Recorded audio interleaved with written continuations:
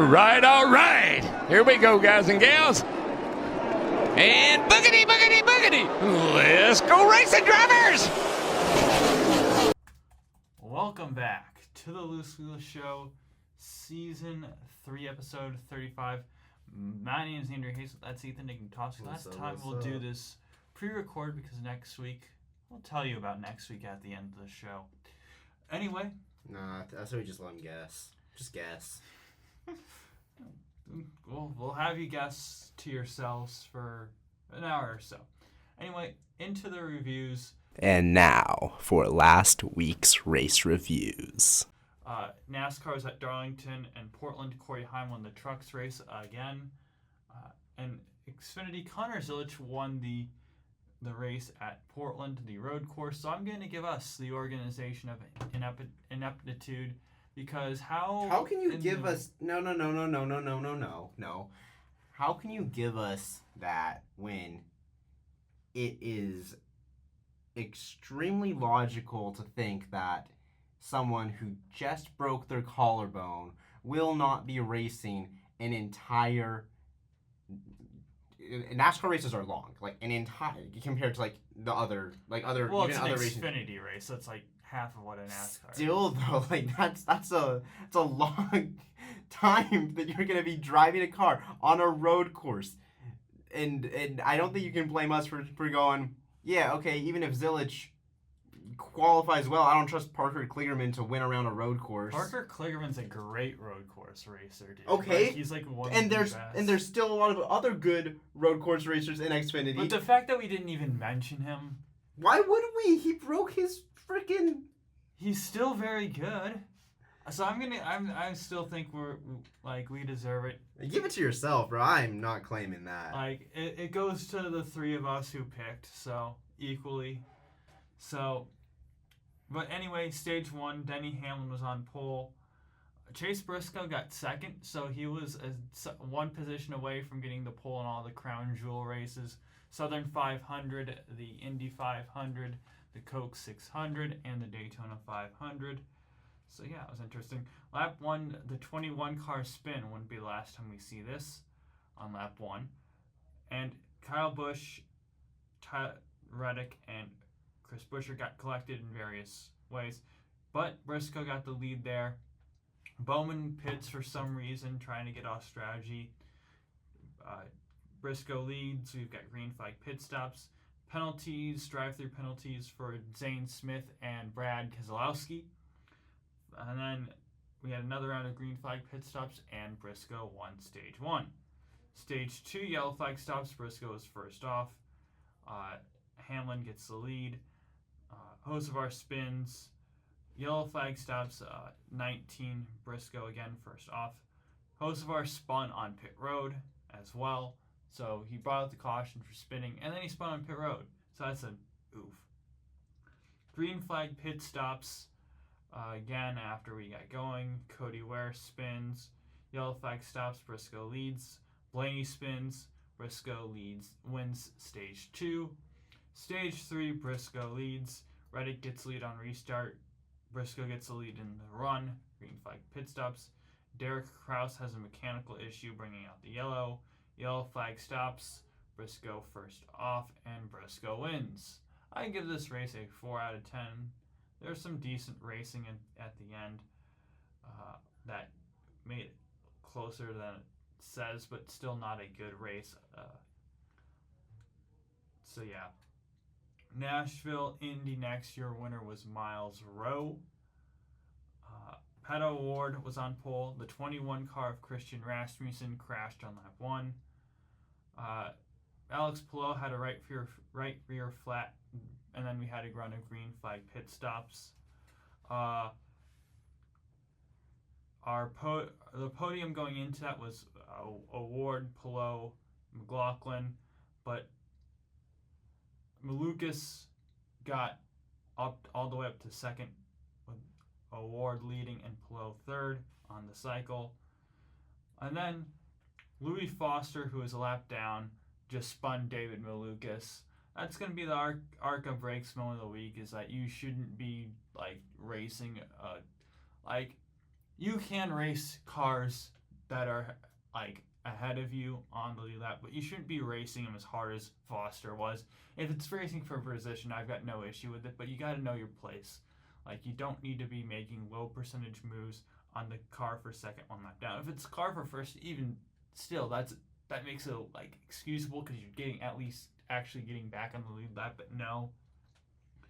And then he had on the race director said, yeah, this isn't just a tail end penalty, it's a pass through penalty, must be under green. And that made the Rookie of the Year battle interesting again because we knew Foster was going to be one of the last guys to finish, and Schwartzman still had a chance.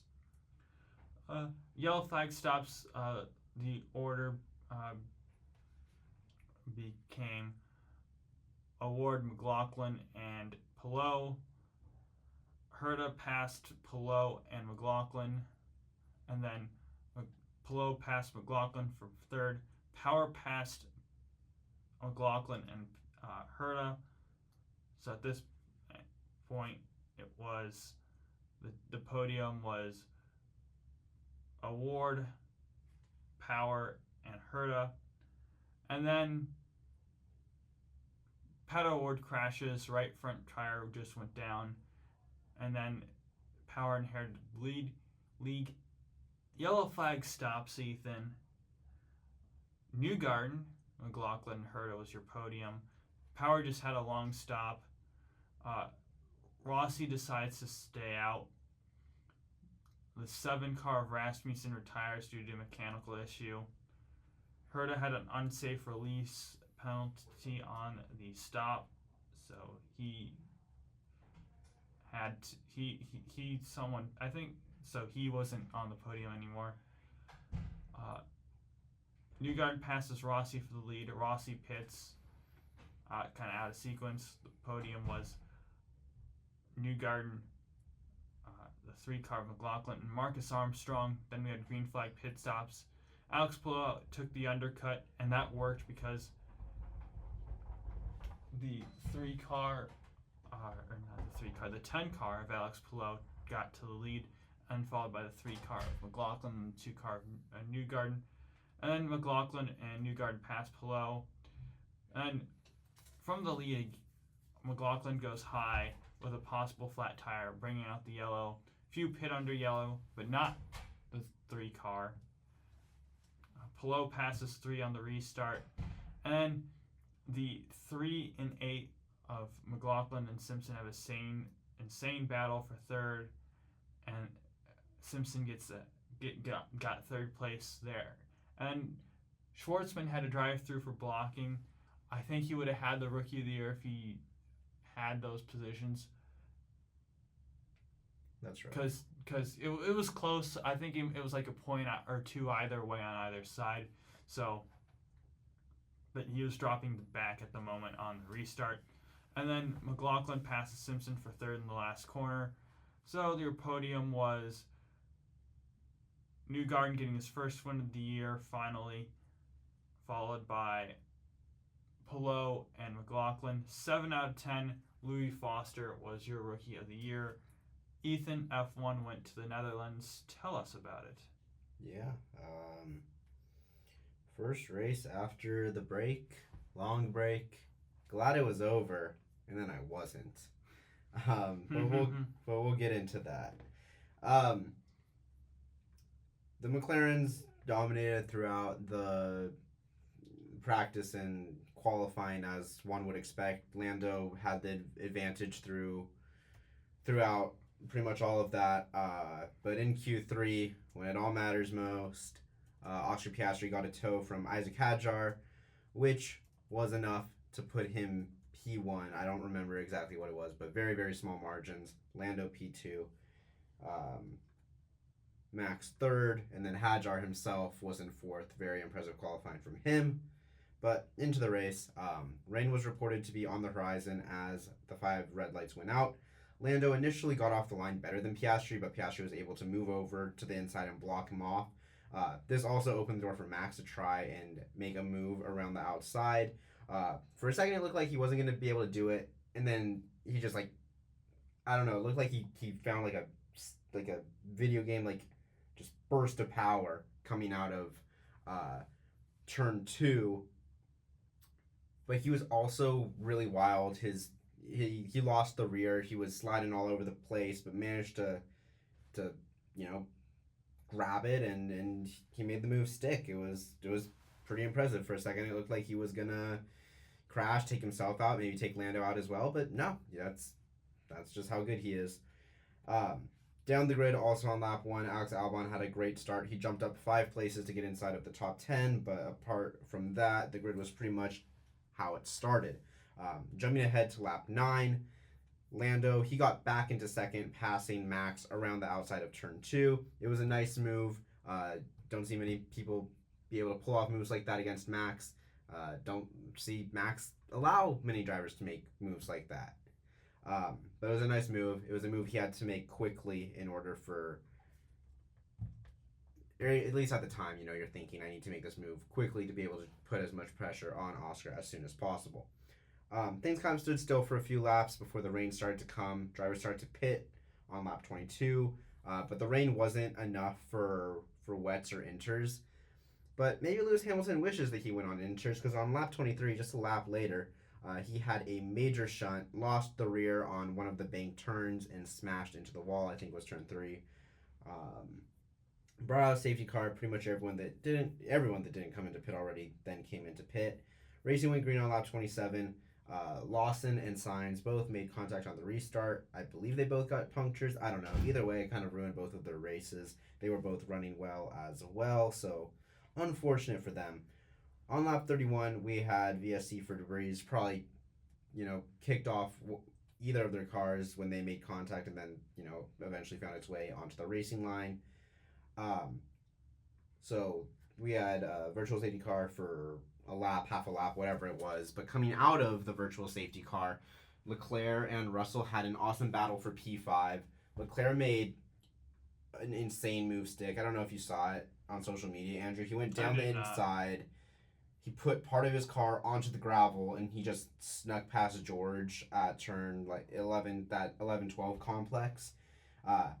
He didn't pull away after that amazing move, though. Those two continued to battle like crazy. George was really pressuring him, but Leclerc, he made it stick, but he held off George's pressures. Things calmed down after that for the next round of pit stops, which was lap 51 to lap 53. On lap 53, Leclerc was coming out of the pits just ahead of Kimi Antonelli, and Kimi got really, really close to Leclerc. And at turn 3, his car started to understeer up that banking, and he made contact with Leclerc. Leclerc's car spun all the way around, hit the wall, and knocked him out of the race. The safety car came out. Kimi got a 10-second time penalty. Unfortunate for Charles. He didn't seem like he was happy with the team strategy or anything. He wasn't happy with anything, and then he just gets absolutely punched in the mouth. So rough chain of events there for him. And what's even worse, Andrew, is Leclerc was basically stranded on a hill on the side of the track for the rest of the race because of where the incident was. He wasn't able to go back to the paddock. He was essentially stranded, which is... I was kind of shocked that there was still a track on the F1 calendar where you couldn't get back to the paddock from a specific spot. But he hopped on over to the inside part of the wall and just sat there. It reminded me of when Marcus Ericsson... Well, I didn't watch the race, but I saw there was one race in Indycar where Marcus Ericsson at Long Beach had that same issue, because how Long Beach, how the Long Beach circuit is, right? Yeah. There's that kind of section over by the fountain where you can't go anywhere if you're on that inside. So he pulled off on one of the roads over there, and he couldn't get to the paddock. So he was just sitting in the chair. I've got a photo of it saved on my phone. Yeah. I'm trying to pull up, but yeah. Probably pretty similar situation there. Mm-hmm. Racing went green after that on lap 58. Not much happened until lap 65, though, when smoke started coming from Lando Norris's power unit, and his car just died.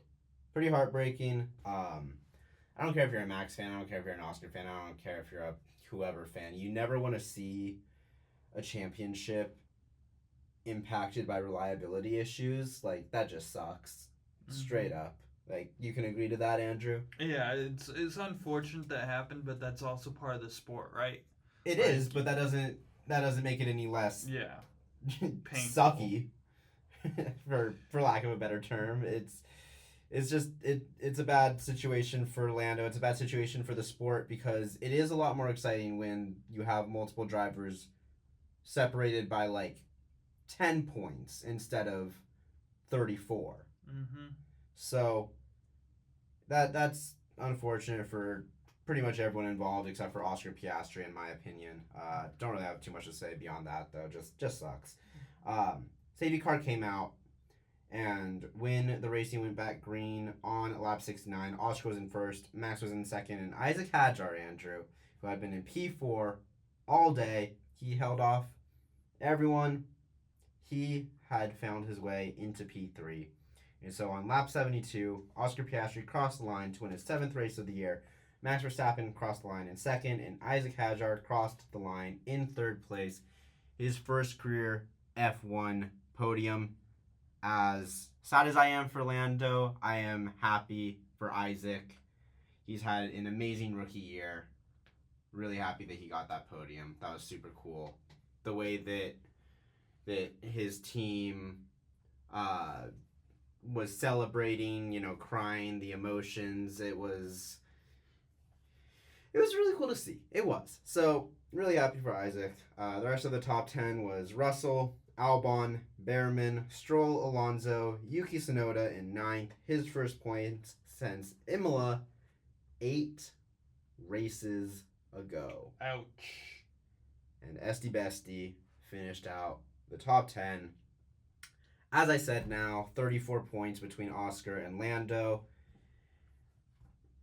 It's not over yet, but it's kind of, it's like,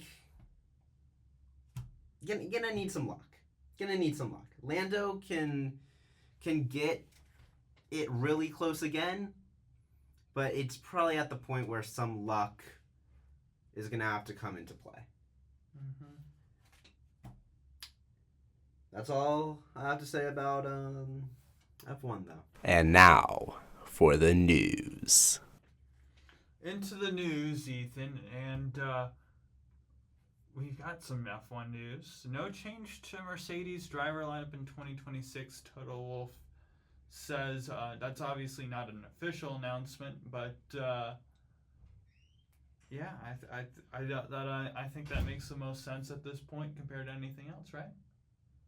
Yeah. I mean, for me, it's kind of a nothing burger because neither of them have signed a new contract. Yeah. So, I mean, he's practically just saying, like, oh, yeah, they're both going to be back. Trust. Okay. Do you think that they do anything different? No, but it's in my opinion, it's not news. It's the same as yesterday. Like, we've always thought that they were going to be back. Of course, Toto Wolff is going to say that they're both going to be back, but until they have both signed on the dotted line, anything can happen. I don't see either of them leaving. I think you can pencil both of them in, but until they actually sign the contract, it's even less than a rumor because this is just duh. Yeah. In my opinion. I think there is a lot more interesting news elsewhere in the motorsports world, which we're going to get into right now because Colton Herta, if you follow us on Instagram, you already know this.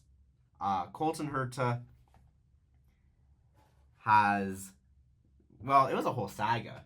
First, he was announced as the test driver. Whoa. First, on Sunday, he posted a video saying what his plans are. And if you watch the video, you got rickrolled, like I did.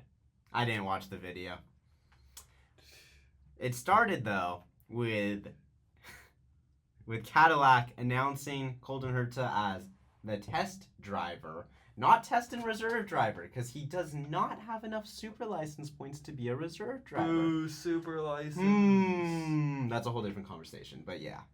So I was thinking, okay, he's going to be the test driver. He's going to be in IndyCar another season. He is, I believe 6 FP1s next year would be enough to get him his super license. So I was thinking, okay, it would require a lot of flying around, but he could do the 4 North American races, 2 of which happened during the IndyCar season, and then 2 not, and then 2 other random FP1s after the IndyCar season is over, and boom, he has enough super license points. He can be a reserve driver for 2026, or 2027, while still racing in IndyCar if Cadillac wants to move him into their lineup for 2027. They can do that. You know, being a reserve driver next year in 2020, or getting the requirements in order to be a reserve driver in 2026 would open him up to being able to be a reserve driver in 2027 or a Cadillac racing driver in 2027. And so I thought that's what he was going to do. I even told Andrew that that's what I think is going to happen. Then about 3 seconds later, it was announced that Colton Herta would not be returning to IndyCar. So now, it hasn't been announced yet, but you would think that now the rumors of Colton Herta going to F2 are pretty likely. And Andrew, I said when we talked about this last week, Colton Herta's response was it was absolutely not a yes on if he was going to F2, but his response was very, very, very far from a no, and now we know why. It's so interesting to me because a few years ago, the talk about Colton Herta going to F1 made so much sense. He was a young, up-and-coming American driver who had a whole lot of talent. He had a whole lot of potential. The sky seemed like it was the limit, and now we've fallen back down to earth a little bit. Colton Herta is still a very good driver, but his stock has fallen. He's no longer the driver now, or at least value-wise, he's no longer has the same value now as he did when he was rumored to Racing Bulls, right, Toro Rosso, whatever. Or all those, the old Andretti team that was still trying to be called Andretti. All those years ago.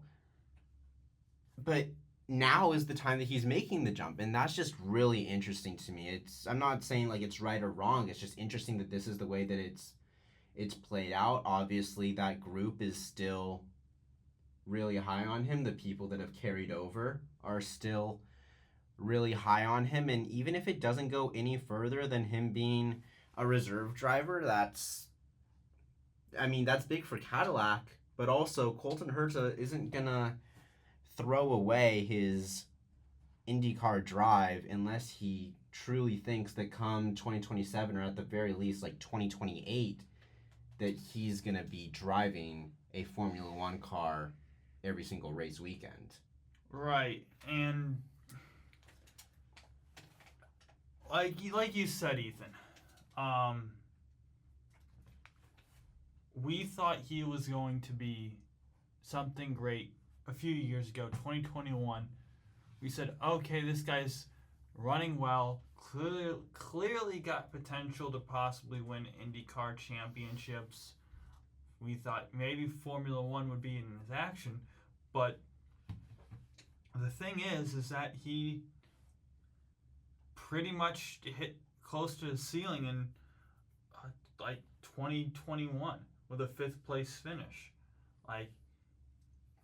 Yes, he did have a nice 2nd place run last year, but it didn't feel, I don't know, it didn't feel like a 2nd place run. That's because he did have a couple wins. He didn't win until late in the season, though. He had 2 wins late, but he was just kind of there.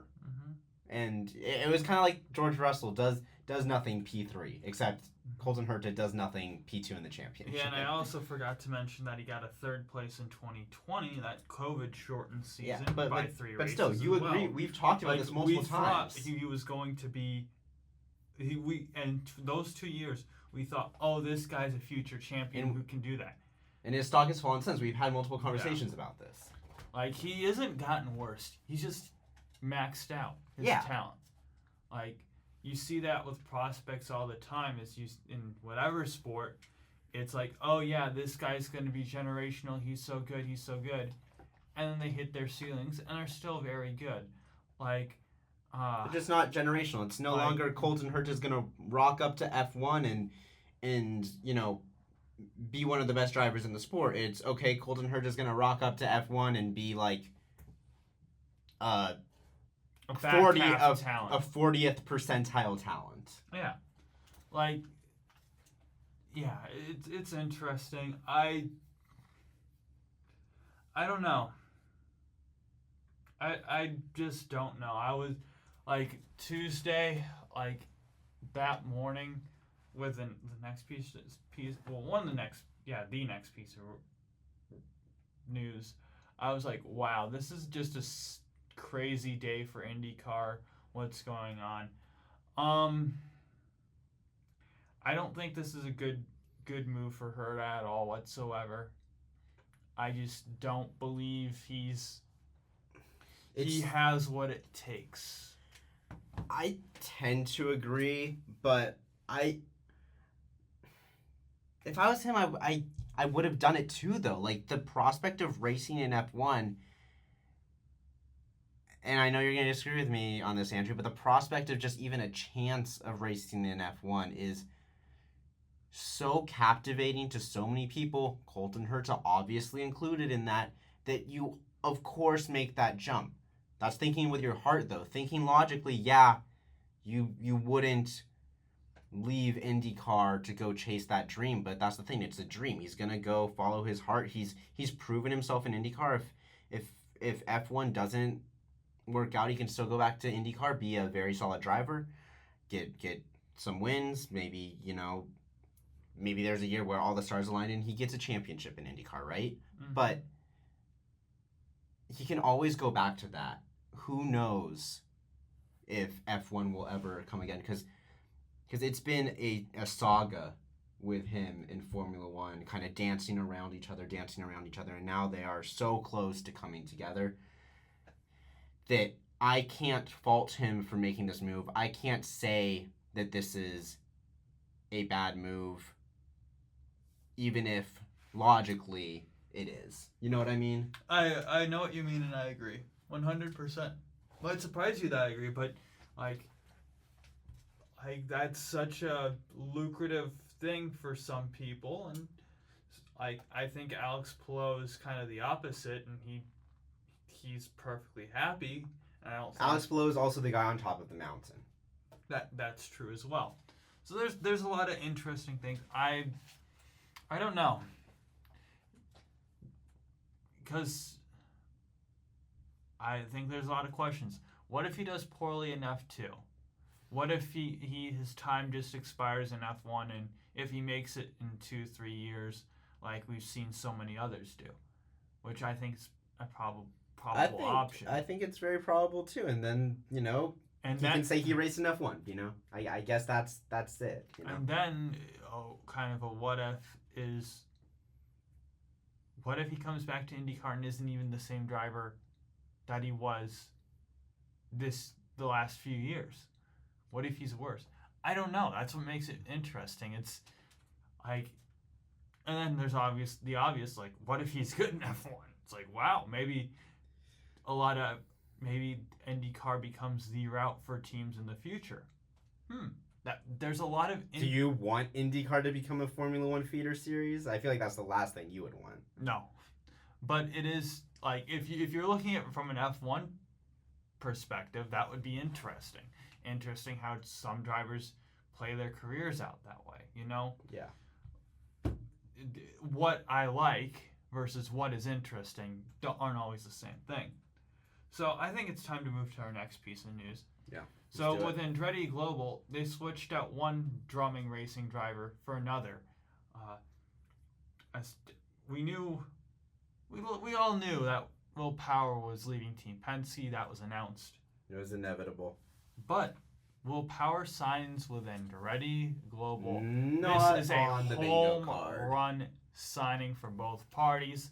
You get a guy who's experienced, consistent, a solid driver, still in his 40s. That's exactly what you want. You've got Dennis Hauger waiting in the wings. He's probably going to be loaned out to some other IndyCar team. Looking like Dale Coyne at the moment. Possibly Juncos has been thrown around as well. So he's probably going to be in IndyCar. He's probably going to wind up replacing Marcus Ericsson at the end of the 26th season. So Unless Will Power retires. But still, I think they're still going to want to replace Ericsson at the end of the 26th season. So I think this is just a home run signing. You don't want to rush a guy into your best equipment.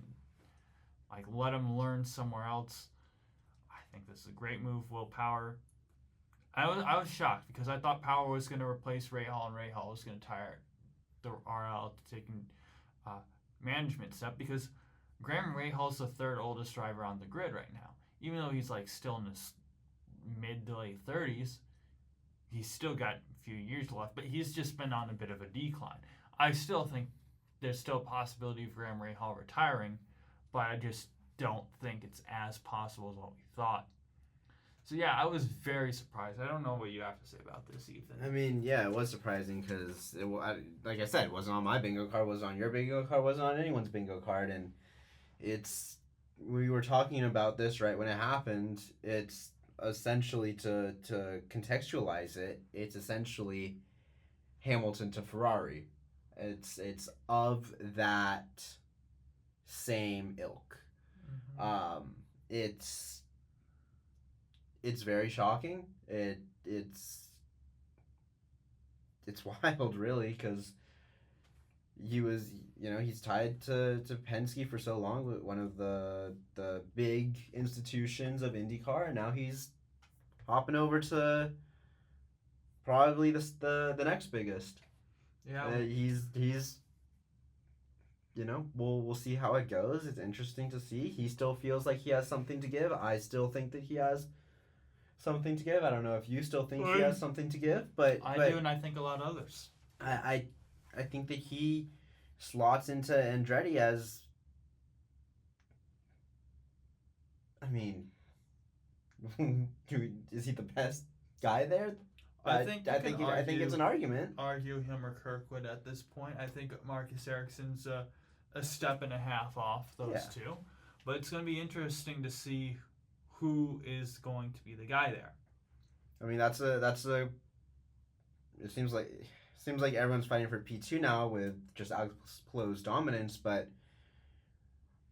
gives him a better shot than an RLL seat would to win another championship, to at least win more races, continue to rack up the CV.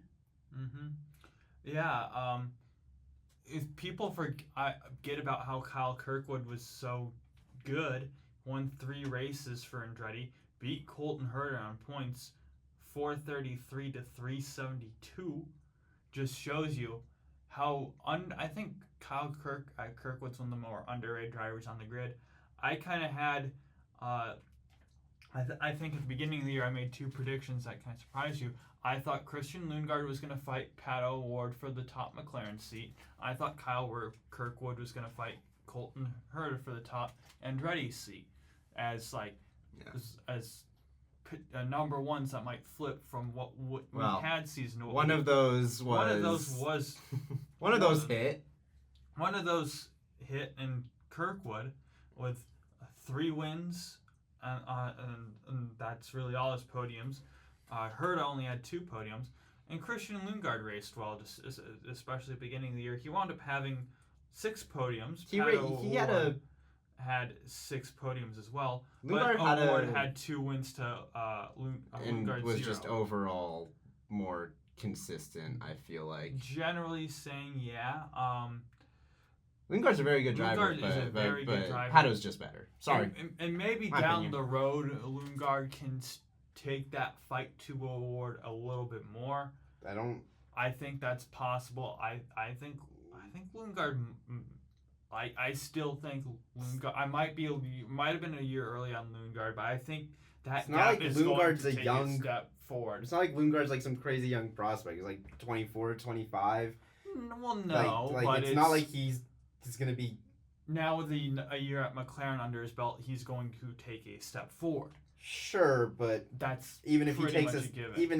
even if he does, and even if he will take a step forward, which he will, there's still in my opinion, a fairly sizable gap to Pato. I don't see Pato getting, pushed to the side by Lundgaard at all. I don't think it's not going to be pushed to the side. It's going to be a battle.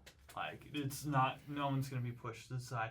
I think. I still think awards will stay ahead, but fair enough. We'll see next year. Yeah. Going into our next piece of move, Toronto Indycar race now officially moves to the new Markham venue. We've got this. I saw a lot of hate. I don't know too much about this place, but I saw a lot of hate. Got this street circuit. We've got kind of like a right, left, right turn to start off. Like kind of like an S's or a chicane. I can't really tell. Then you've got a nice 90-degree left-hander and another left-hander that goes you onto straight to this like a traffic circle roundabout looking thing. And then you go down the straight and then take a curve, long straight, and a little turn before a nice 90-degree right-hander, and straight, a shorter straight, but a significant straight, then a right-hander.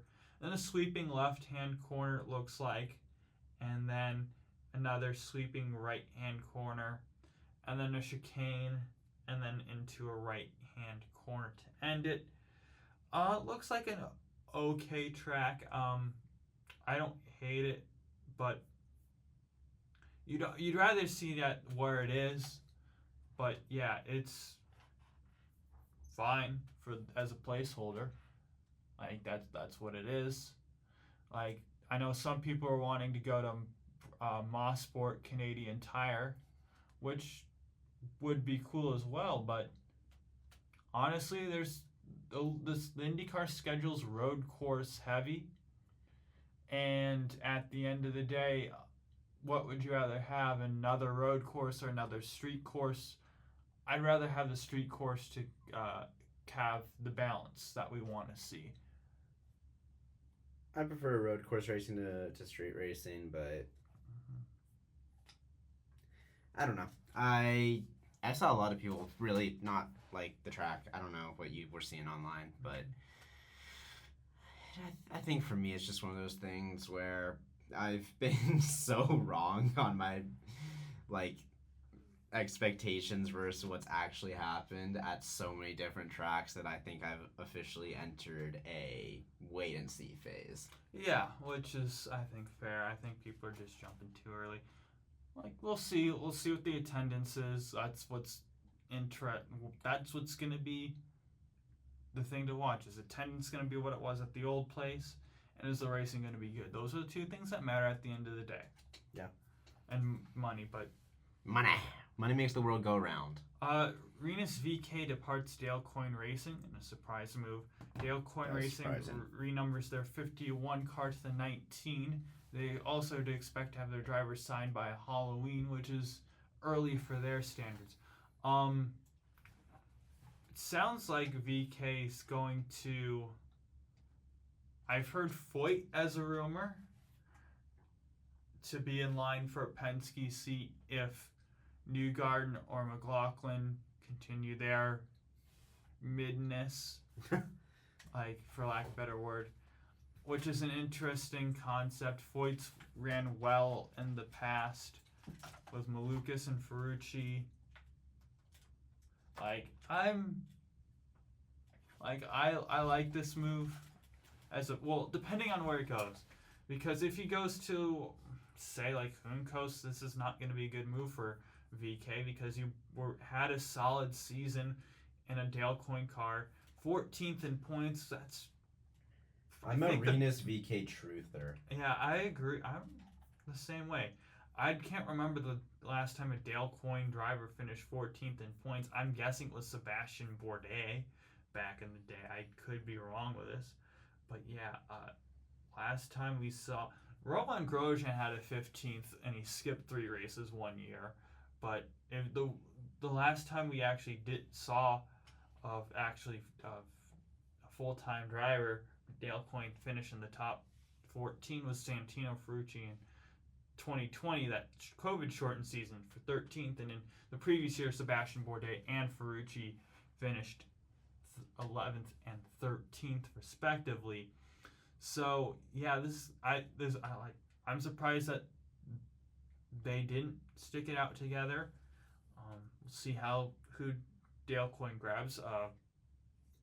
How Dennis Hauger's supposed to be one.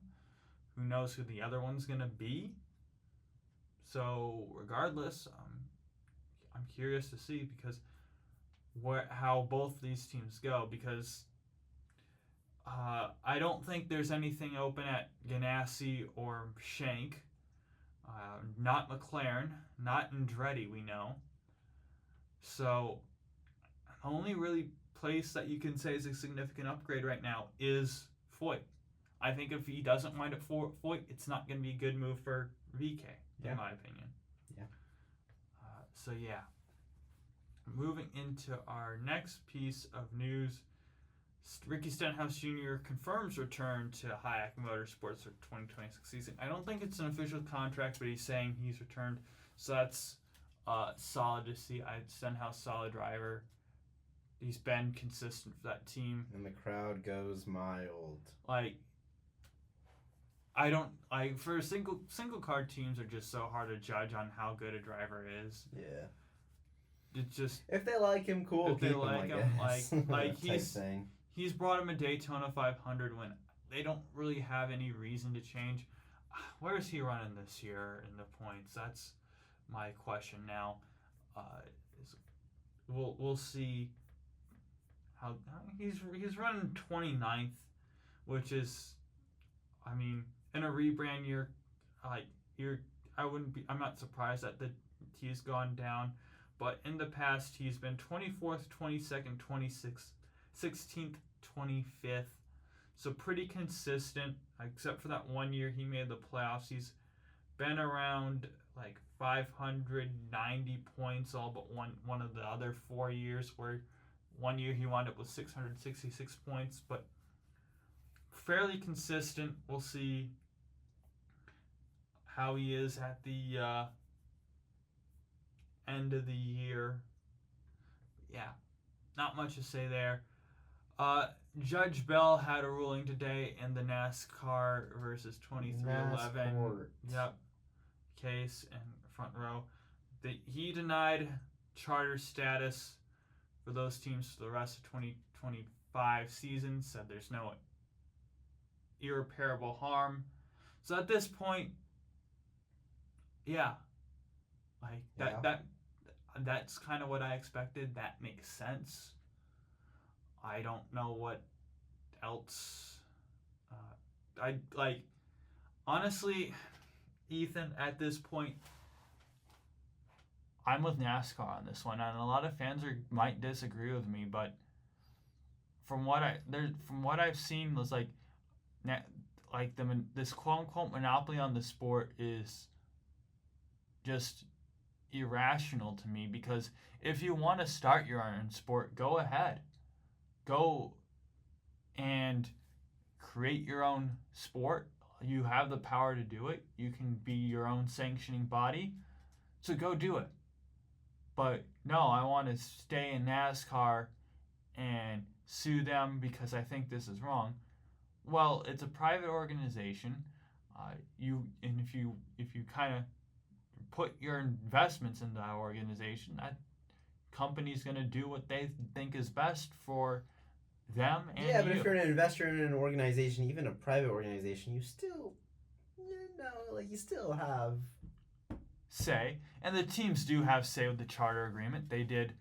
NASCAR did make some adjustments to it that the teams wanted, and you can say, there needs to be more change, but there's a lot of things that go on with those things, and you can't always get what you want. And I think that's what the teams those two teams are trying to always get what they want. But I don't know. This is just my opinion of what I can make. I think the fans are on the team side. I think just fans just hate the sanctioning body so much. I mean, yeah, that's kind of the fan thing to do. In my mind, I mean, it's already been at this point for a long time, but there's no winners here. Yeah, there's no Everyone's winners a here. loser. Everyone is a loser here. I don't have anything to say. And if there's beyond that, I can't wait until we're no longer talking about this, Andrew. I can't lie. This has drawn on for so long. Who cares anymore? Just figure it out. Just figure it out. And if there's sit down, be adults, figure it out. Like if there's a split in the series and like there winds up being like two sanctioning bodies, that would be horrible. Something similar to what IndyCar did. Horrible. I think I'd be honest, Ethan. I'd stop watching NASCAR altogether. Yeah, I wouldn't blame you. That'd be awful. Like that's what happened with IndyCar. We saw it. The teams, take your hat out of your butt. Don't do that. Like that would be the worst thing to do. It would be the worst possible outcome, yeah. Ethan said, you said it perfectly.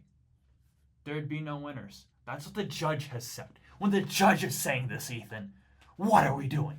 What are we doing? I don't know, man. I genuinely don't know anymore. I say we move on. Here's something worse, Ethan. What Drewski did last weekend was a disgrace to the sport. I don't want to ever see him again. Period. End of story. Like, if you're going to do that sort of thing what Drewski did, you sent the sport 5 years back with that one. This is a Kyle Larson doing the N-bomb on the stream type thing. This is no place for the sport. End of story. I'm mad. I don't think I've ever seen you so mad in your life.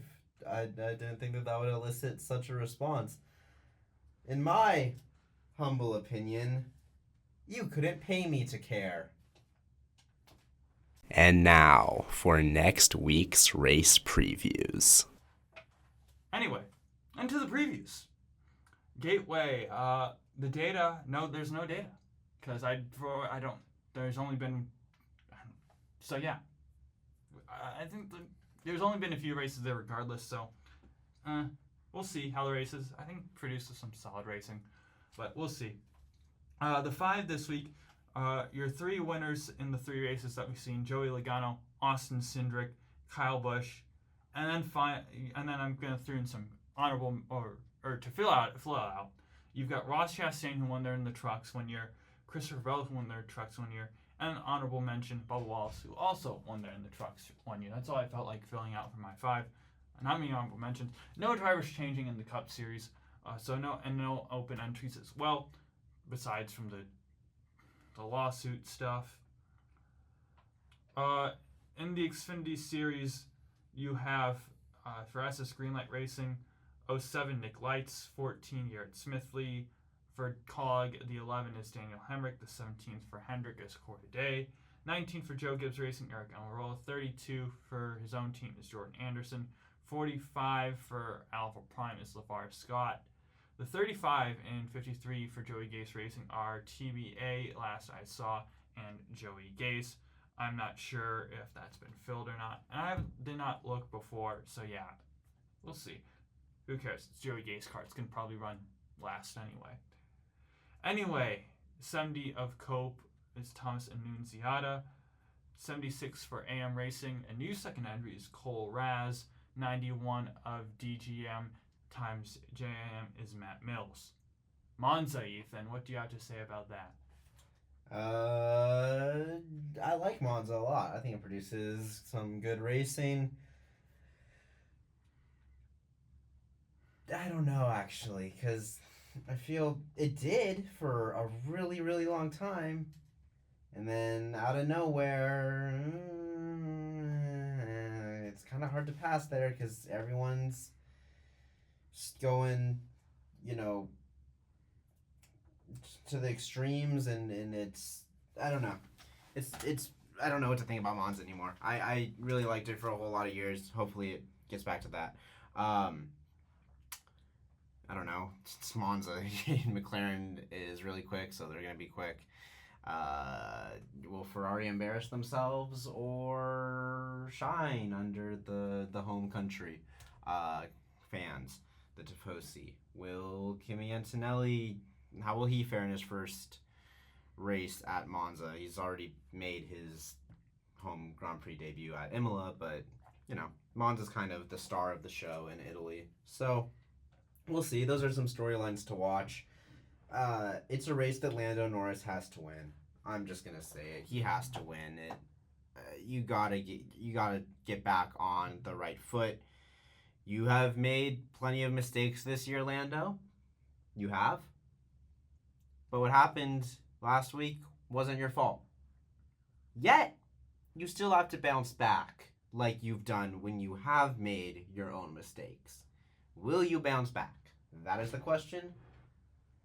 I think so. Spoiler alert. But he has to win.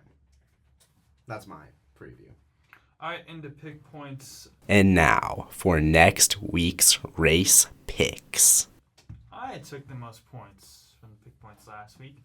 I had, let's see here, 17. You had 11. Guess had 8. So that puts the standings 270 to you, 256 to me, 222 to the guests.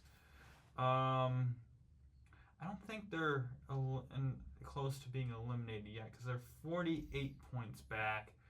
Not even close to being eliminated. So, yeah. Our guest this week is Zach. He has made his picks. So, Ethan, you want to give your pick first while I put his picks in? Yeah. Yes. I will do that. Let me go to that tab. All right. Do you want me to go, say mine and yours? Just your sprint pick here. All right. For the Formula 3 sprint, I have Charlie Wurz. He has done fairly well in sprint races recently, but he doesn't have a win. So it's probably time for him to do that. Why don't you get a win there, bud? So he's capable of winning. He's even won at Monza before in the Euro Formula Championship. He's won at Monza, so it's a track that he knows how to race at. Go out there and do it. Yeah. Make me look like a genius. Guess going with Marie Boya, and I'm going with Tim Tramnitz. He won there I think he did well last year in the sprint race. So, moving on to the main race, we all picked the same dude, Rafael Camara. Yeah, good. I mean, he won the championship, locked that up at the last round in Hungary. So congratulations to him. Before the season, I was hyping this guy up so much. I'm glad he made me look smart. You do look smart, by the way. Yeah, third straight. I believe the third straight Trident driver to win the championship. For a long time, Prema was the place to be. Now Trident has really asserted themselves. Yeah, thank you. So it'll be interesting to follow that as a storyline, and it's going to be really interesting to follow Rafael Camara next year because you know that he's going to go to F2, and I see no reason why he can't put that series on notice as well. He's a talented guy. Yeah. So, yeah, moving on to the next thing as I'm just trying to find something here. F2 sprint race. Guess going with Richard Verschoor, that's a solid pick. We might see that later from some people. I went Victor Martins for the sprint. He has had good results there in the past. Maybe he can do this again, even though he's not having the year that we thought he might. I took Leo Fornaroli, home race, rise to the occasion. He seems to do better in sprint races than feature races, even though he's leading the championship as a whole. I don't know. He's all around very good. He could definitely win the feature race, but I have him winning the sprint race. That's who the guest has winning the feature race. Ethan, I have Richard Verschoor winning the feature race. It's a mix of experience, the fact that he's raced there well before, and the fact that he's won a lot of races, or at least been up there a lot this year. Again, it's one of those things where I see no reason why you shouldn't at least be in the running. Mm-hmm. But you never know what'll happen. But it's as safe of a pick as any.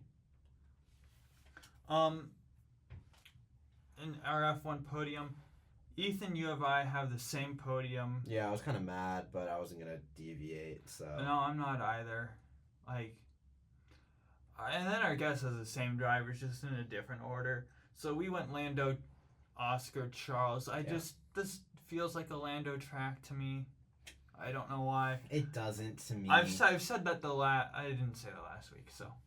It doesn't to me, but it's a track that he needs to win at. Oh, this is the Papaya Rules race. This is the Papaya Rules race. Shout out Papayas. Shout out. It's just a race that Lando needs to win. He's been on a good run of form. He really has. Entering the break, coming out of the break, he was quicker than Oscar for a lot of the weekend. Obviously, Oscar got pole and he won the race. But he was quicker than Oscar for a lot of the weekend. That gives me some confidence. Lando, they're doubting you. Go make them look silly. Or don't. Make me look silly. But make them look silly, because then I get points. And the championship fight is closer. And I want you to win the championship. Etc. Mm-hmm. And then, as you said, we have the same podium. So we both picked Oscar second. I assume it's the same thought process for you as it is for me, which is McLaren fast. If Lando win, Oscar second. Yeah. And then Charles third. I think Ferrari's going to have a solid race. Yes. They always seem to. You have to, bro. This has been such an awful year for Ferrari. It's just been so disappointing in a lot of ways that get on the podium in front of the Tifosi. Make sure that there's not some sort of riot at Monza. If they double DNF again, ooh. Our guest went Oscar, Charles, Lando. I don't know the logic behind that. I didn't ask. But going Xfinity Series, we all picked Connor Zilic. Rightfully so. We're not going to be stupid again. Even though there's some other good drivers in this race, like Eric Almirola, Justin Allgaier, that you can't write off. I will say that. Like we're not expecting Connor Zilic to win by 30 seconds like Max would, but he's the favorite, but it's not convincingly the favorite. Because like you said, Ethan, he's racing on a broken collarbone, and yes, he is. I don't know if he's been to Gateway before, but still, he's very good on a hot streak. We'll pick him until he doesn't win at this point, because he's won the last 3 races, maybe more. I don't remember if memory serves me right. But he's finished either first or second in every single race since the back injury. Yeah, since Texas. Well, I think it was all top 5 since the back injury. But looking at the last 7 races, 6 wins and 1 fourth. Yeah. And then the previous 6 before that, 1 win. Oh, man, this guy's top too good. 5 top 10s. This guy's too good, dude. 5 more top 5s. He's So in the last 11 races, worst finish of 5th. That is pretty solid. Definitely pretty solid.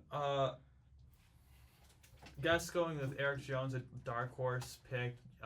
He said with this one, he finished second last week at Darlington, but Eric Jones is known to be great at Darlington, I will say, but not Gateway. So we'll see about that. I picked Joey Logano, won there before. Oh, you know what always they say about Penske? They come alive in the playoffs, Ethan.